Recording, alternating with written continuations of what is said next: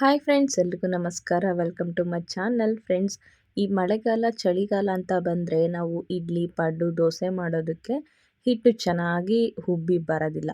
ಹಾಗಾಗಿ ಅದನ್ನು ಇವತ್ತು ನಾವು ಕರೆಕ್ಟ್ ರೀತಿಯಲ್ಲಿ ಯಾವ ಥರ ಹಿಟ್ಟನ್ನು ಹದವಾಗಿ ರುಬ್ಕೊಳ್ಬೇಕು, ಅದಕ್ಕೆ ಮೆಷರ್ಮೆಂಟ್ ಎಲ್ಲ ಕೂಡ ತಿಳಿಸ್ಕೊಡ್ತೀನಿ. ಹಾಗೆಯೇ ಒಂದು ಸೀಕ್ರೆಟ್ ಒಂದು ಇಂಗ್ರೀಡಿಯೆಂಟ್ ಕೂಡ ಆ್ಯಡ್ ಮಾಡ್ತಾ ಇದ್ದೀನಿ. ಇದು ಹಾಕೋದ್ರಿಂದ ಚೆಂದಾಗಿ ಕ್ರಿಸ್ಪಾಗಿ ಟೇಸ್ಟಿಯಾದ ಪಡ್ಡು ದೋಸೆ ನಿಮಗೆ ರೆಡಿ ಆಗುತ್ತೆ. ಆ ಹಿಟ್ಟನ್ನು ಯಾವ ಥರ ರೆಡಿ ಮಾಡ್ಕೊಳ್ಳೋದಂತ ಬನ್ನಿ ಇವತ್ತಿನ ವಿಡಿಯೋದಲ್ಲಿ ನೋಡ್ಕೊಂಬರೋಣ.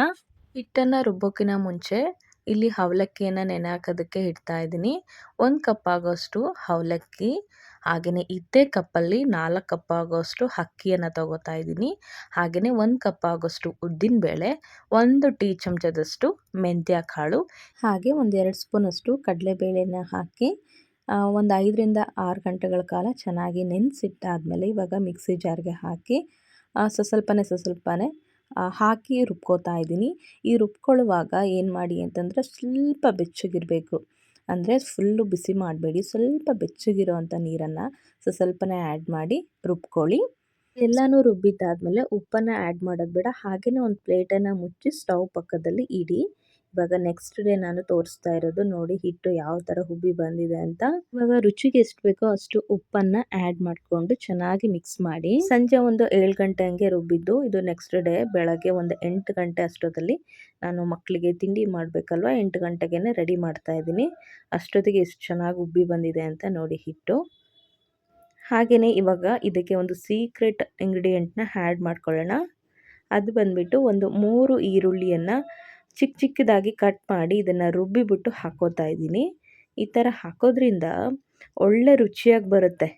ಈ ಪಡ್ಡು ಆಗಿರ್ಬೋದು, ದೋಸೆ ಆಗಿರ್ಬೋದು, ತುಂಬ ರುಚಿಯಾಗಿ ಬರುತ್ತೆ ಮತ್ತು ಕ್ರಿಸ್ಪಿಯಾಗಿ ಬರುತ್ತೆ. ಹಾಗೆ ಈ ಹಂಚು ಕೆಲವೊಂದು ಸರಿ ಏನಾಗುತ್ತೆ ಅಂದರೆ ನಾವು ದೋಸೆ ಪಡ್ಡು ಹಾಕುವಾಗ ತುಂಬಾ ಕಚ್ಕೊಬಿಡುತ್ತಲ್ವ. ಸೊ ನಾವು ಆವಾಗ ಈ ಥರ ಈರುಳ್ಳಿಯನ್ನು ಸವರ್ಬಿಟ್ಟು ಆಮೇಲೆ ದೋಸೆಯನ್ನು ಹಾಕ್ತೀವಿ. ಅದ್ರ ಬದಲಾಗಿ ಈ ರೀತಿ ರುಬ್ಬಿಬಿಟ್ಟು ಹಾಕೋದ್ರಿಂದ ಹಂಚಿಗೂ ಕೂಡ ಕಚ್ಕೊಳ್ಳೋದಿಲ್ಲ ಮತ್ತು ಕ್ರಿಸ್ಪಾಗಿ ರುಚಿಯಾಗಿ ಬರುತ್ತೆ. ಈ ಪಡ್ಡುಗಳು ಕ್ರಿಸ್ಪಾಗಿ ಬಂದ್ರೇ ಚೆನ್ನಾಗಿ ತಿನ್ನೋದಕ್ಕೆ ಚೆನ್ನಾಗಿರುತ್ತೆ. ಒಮ್ಮೆ ಈ ರೀತಿ ಟ್ರೈ ಮಾಡಿ ನೋಡಿ, ಹೇಗೆ ಬಂತು ಅಂತ ನನಗೆ ಕಮೆಂಟ್ ಸೆಕ್ಷನಲ್ಲಿ ಹಾಕಿ. ಸೊ ನಾನು ಕೆಲವೊಮ್ಮೆ ಈ ರೀತಿ ಟ್ರೈ ಮಾಡ್ತಾ ಇರ್ತೀನಿ, ತುಂಬಾ ಚೆನ್ನಾಗಿ ಬರುತ್ತೆ. ಇವಾಗ ಇದನ್ನು ಮಿಕ್ಸ್ ಮಾಡಿಕೊಂಡು ಚೆನ್ನಾಗಿ ರುಬ್ಬಿ ಮಿಕ್ಸ್ ಮಾಡ್ಕೊಳ್ಳೋಣ. ನೋಡಿ ಈ ರೀತಿ ಚೆನ್ನಾಗದು ಎಲ್ಲದೂ ಕಡೆ ಹೊಂದ್ಕೋಬೇಕು, ಆ ರೀತಿ ಮಿಕ್ಸ್ ಮಾಡಿ. ಇವಾಗ ಒಂದೊಂದಾಗಿಯೇ ನಾವು ದೋಸೆ ಬೇಕಂದರೆ ದೋಸೆ ಹಾಕ್ಕೋಬೋದು, ಪಡ್ಡು ಬೇಕಂದರೆ ಪಡ್ಡು ಹಾಕ್ಕೋಬೋದು. ಹಂಚು ಚೆನ್ನಾಗಿ ಕಾದಿದೆ. ಇವಾಗ ನಾನು ದೋಸೆಯನ್ನು ಹಾಕೋತಾ ಇದ್ದೀನಿ. ಜಸ್ಟ್ ಒಂದೇ ಒಂದು ಸೌಟ್ ಅಷ್ಟೇ ಸಾಕು ಹಿಟ್ಟು ನಮಗೆ. ಅದನ್ನು ಈ ರೀತಿಯಾಗಿ ಹಾಕಿ ಹರಡಿದರೆ ಆಯಿತು. ತೆಳುವಾಗಿ ಹಾಕೋತಾ ಇದ್ದೀನಿ.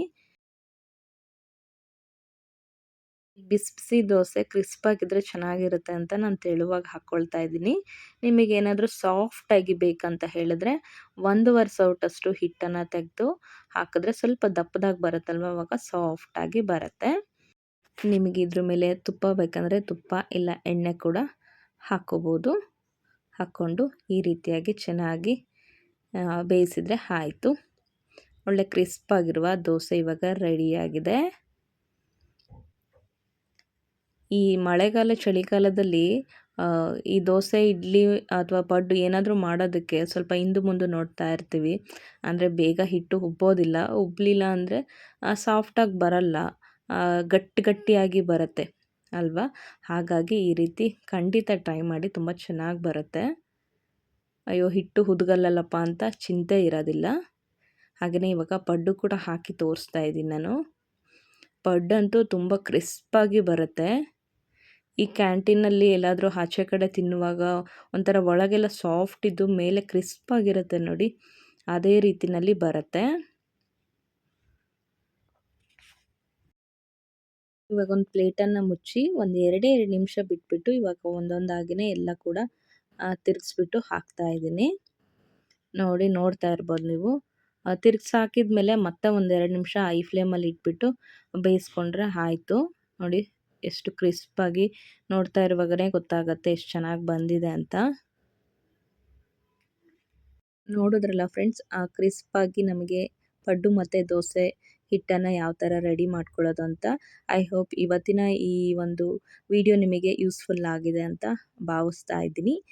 ಸೊ ನೆಕ್ಸ್ಟ್ ವಿಡಿಯೋದಲ್ಲಿ ಸಿಗ್ತೀನಿ. ಹಾಗೆಯೇ ಟ್ರೈ ಮಾಡಿದರೆ ಖಂಡಿತ ಕಮೆಂಟ್ ಬಾಕ್ಸಲ್ಲಿ ಹಾಕಿ.